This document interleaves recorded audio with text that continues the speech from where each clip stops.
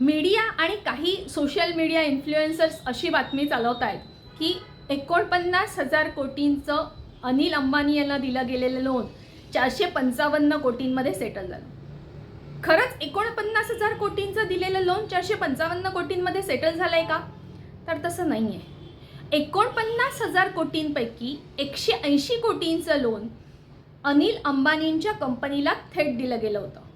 या 180 कोटींच्या लोनची सेटलमेंट झाली आहे, जी 455 कोटींना झाली आहे. लक्षात घ्या, 180 कोटींच्या लोनची सेटलमेंट 455 कोटींना झाली आहे. उरलेल्या लोनचं काय? उरलेल्या लोनच्या रिकव्हरीसाठी वेगवेगळ्या एजन्सीज, सरकारच्या ज्या एजन्सीज आहेत त्या काम करतात. त्यात ईडी आहे, मिनिस्ट्री ऑफ कॉर्पोरेट अफेअर्स आहे.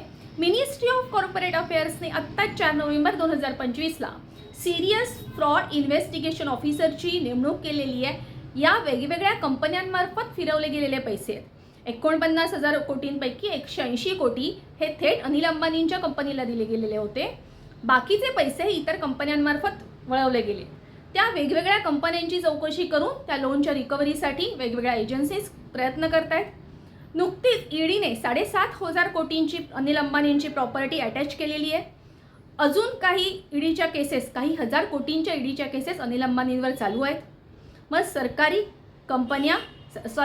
एजन्सीज रिकव्हरीसाठी प्रयत्न करत नाही आहेत का? तर रिकव्हरीसाठी प्रयत्न करत आहेत आणि 180 कोटींच्या लोनची सेटलमेंट 455 कोटींना झाली आहे, 49,000 कोटींची नाही.